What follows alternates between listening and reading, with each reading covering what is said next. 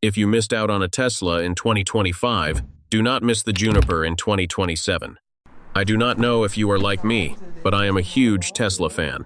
The only problem, I am not exactly wealthy, and I was not lucky enough to be among the first owners of this new version. So in this video, let us do a fun money exercise and see what it would actually take to own a 2027 Tesla Model Y Juniper. Let us pretend we are passionate Tesla enthusiasts, who also happen to be a little careful with our wallets. Sounds familiar? Let's go. If you already saved $3,000 on the sticker price, why could you still end up paying more than someone who bought earlier? Let us say you played it perfectly.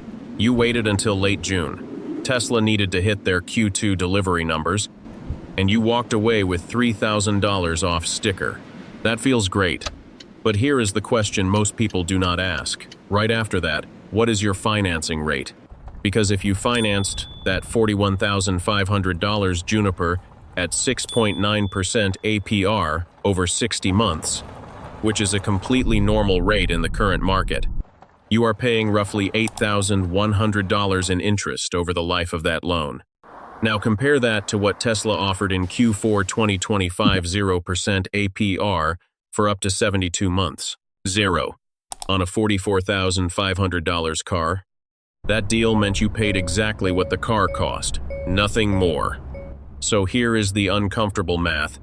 The person who waited for a $3,000 price cut but financed at 6.9% ends up paying around $8,100 in interest.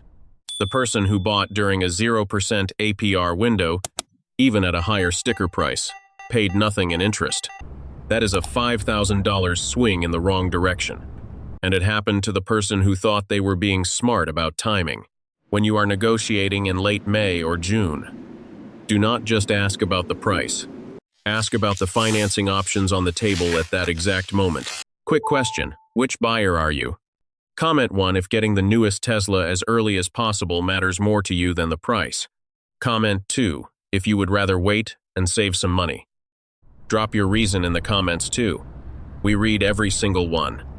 And if this kind of no-fluff breakdown is what you have been looking for, hit subscribe. Autogearshift is almost 29,919 subscribers now, and every one of them showed up for exactly this. Do not miss what is coming next.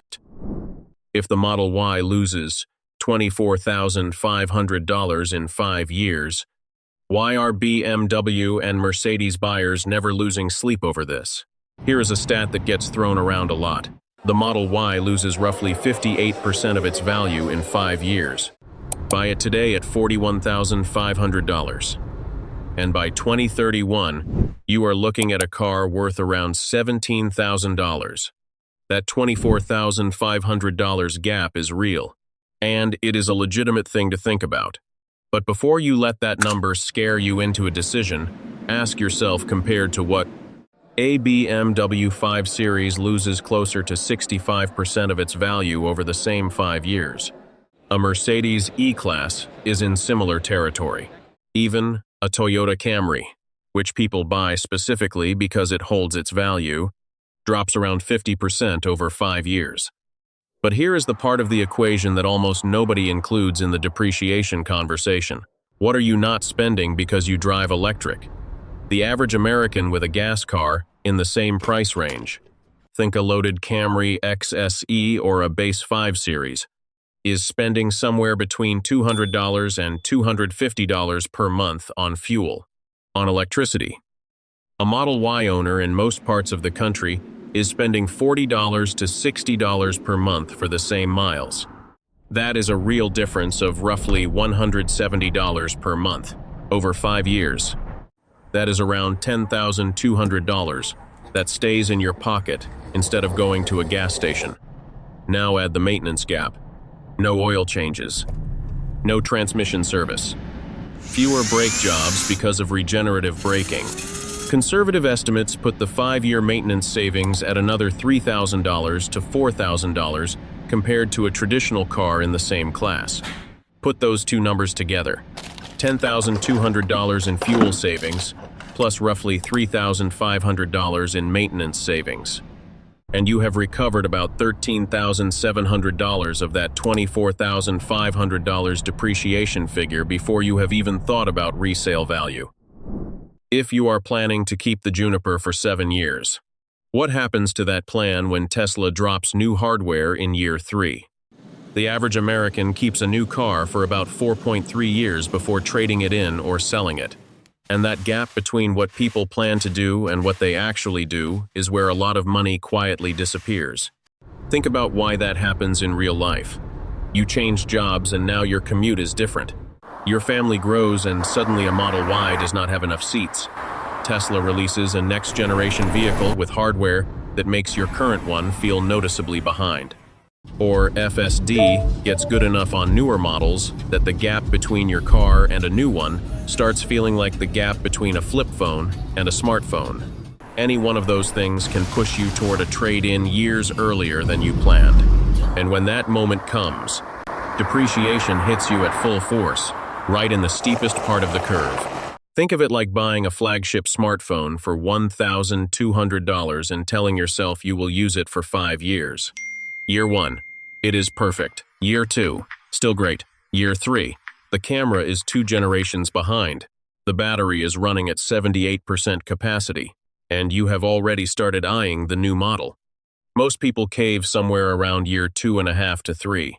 The Model Y situation is remarkably similar. The Juniper you buy today is genuinely excellent hardware, but Tesla is not standing still.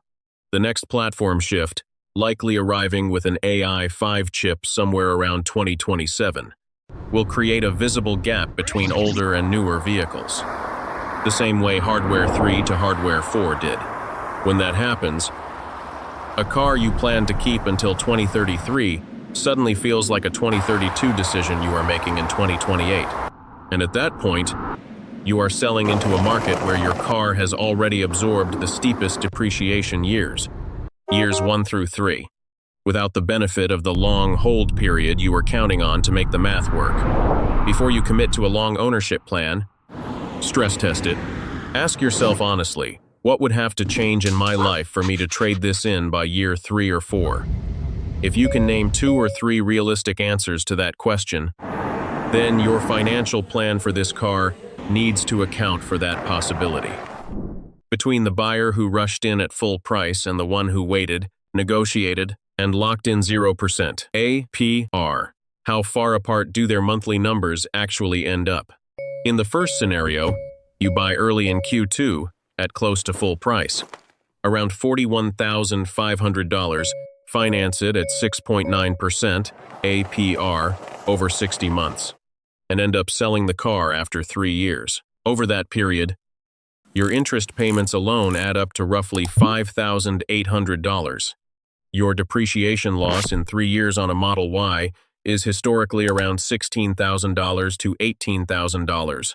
Add insurance averaging $1,800 per year, charging costs around $600 per year, and minimal maintenance at about $400 per year.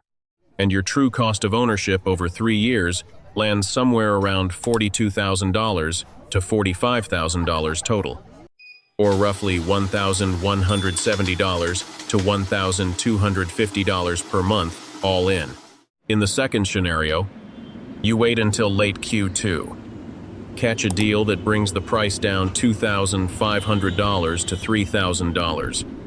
And Tesla is also running a promotional financing rate, not 0%, but something closer to 2.9% APR. You hold the car for 5 years this time. Your interest cost drops to around $3,100. Depreciation over 5 years is roughly $24,000. But you have recovered about $13,700 of that through fuel and maintenance savings compared to a gas car in the same class. Net depreciation cost is closer to $10,300.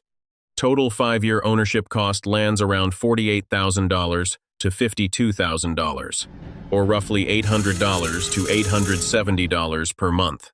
In the third scenario, you get the full package at the end of Q2, price cut, 0% APR financing, and a strong trade-in offer on your current vehicle That offsets another $3,000 to $4,000 off your effective purchase price. You hold the car for 6 to 7 years, letting the depreciation curve flatten out in the later years where value loss slows to around $1,500 to $2,000 per year. Your financing cost is zero. Your fuel and maintenance savings compound further. Total ownership cost over 7 years runs around $58,000 to $63,000, which brings your monthly all-in number down to $690 to $750. That is the best version of this purchase, and it is available to anyone willing to be patient and strategic about all three variables at once. The point is not that one of these scenarios is obviously right for everyone. It is that the difference between the worst version and the best version of buying the exact same car is roughly $400 to $500 per month. Over 3 to 5 years, that gap compounds into $15,000 to $25,000. To sum up, the Model Y Juniper is a genuinely good car, but a good car bought the wrong way is still an expensive mistake. Before you go, drop your answers in the comments. Which of these 3 mistakes were you closest to making? Buying too early, ignoring the financing terms, or overestimating how long you would actually keep the car?